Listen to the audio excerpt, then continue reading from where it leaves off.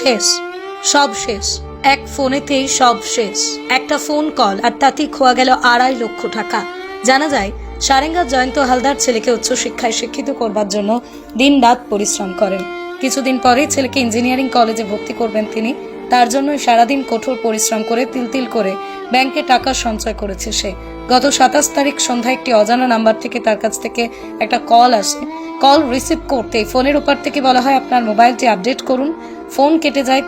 তারপরে আসে একটি মেসেজ। সেই মেসেজে ক্লিক করতেই ঘটে যায় চরম সর্বনাশ। ব্যাংক অ্যাকাউন্ট থেকে কেটে নেওয়া হয় 2.5 লক্ষ টাকা। আর এরপরই বন্ধ হয়ে যায় মোবাইলের ইনকামিং কল। আর কয়েকদিন পর ছেলেকে ইঞ্জিনিয়ারিং কলেজে ভর্তি করানোর কথা। কোথায় পাবে এখন ছেলেকে ভর্তি করবার টাকা? সেই ভেবেই চিন্তায় ভেঙে পড়েছে জয়ন্তবাবু। আজ সব হারিয়ে পথে বসেছে সে। অবশেষে সারেঙ্গা থানা ও পুলিশের সাইবার ক্রাইম বিভাগের দ্বারস্থ হয়েছেন তিনি।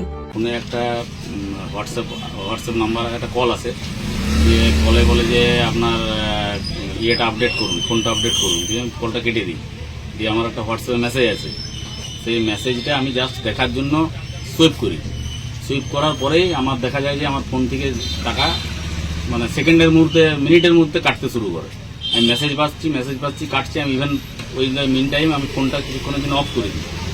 হয় যে মানে টাকা কাটছি, আমি বুঝতে পারছি মেসেজ আসছে, যেহেতু অফ করে দিই। অফ করে দেওয়ার পরও দেখছি অলরেডি টাকা কেটে মানে অ্যাকাউন্ট থেকে ক্লিয়ার হয়ে গেছে। ব্যাংক থেকে আরবিএল দুটো ব্যাংক থেকে আমার টাকা বন্ধ হয়ে গেছে। কোনো ওটিপি শেয়ার করেছিলেন? না, আমি কোনো ওটিপি শেয়ার করিনি। জাস্ট মেসেজটা দেখেছিলেন, ওপেন করে? মেসেজটা আমি হাত দিয়েছি। তার আগে ফোন যে করেছিল, কারা করেছিল মনে হচ্ছে? ওই আরবিএল ক্রেডিট কার্ড এরকম থেকে দেখাচ্ছিল। তারপর ব্যাংকের হতে পারে, দিয়ে ধরে ছেড়ে দিয়েছি ফোনটা, আমি ইয়ে করিনি। তারপরে মানে আমার ফোনে একটা মেসেজ আছে, ওই মেসেজটা আমি মানে ধরি। মেসেজটা ধরার পর থেকে এরকম শুরু হয়ে গেছে। তারপর কত টাকা কেটেছে?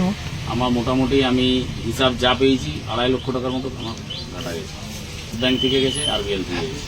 দুটো ব্যাংক থেকে গেছে? দুটো ব্যাংক থেকে একটাই মেসেজ এসেছিল? একটা মেসেজ। থানা আমাকে প্রচণ্ড রকম সহযোগিতা করে, সারেঙ্গা থানা অফিসাররা আমাকে বুঝিয়ে বলে যে ওনারাই ভিজিল্যান্সের যেটা সাইবার ক্রাইম ব্রাঞ্চের নাম্বার দেয় 1930 নাম্বারটাতে আমি ফোন করি। নাম্বারটাতে ফোন করার সঙ্গে সঙ্গে ওনারা ফোনটা আমার ধরে, যে আমাকে যথেষ্ট ভালোভাবে গাইড করে, মানে খুবই ভালোভাবে গাইড করে। আমি প্রচণ্ড হেল্প পেয়েছি।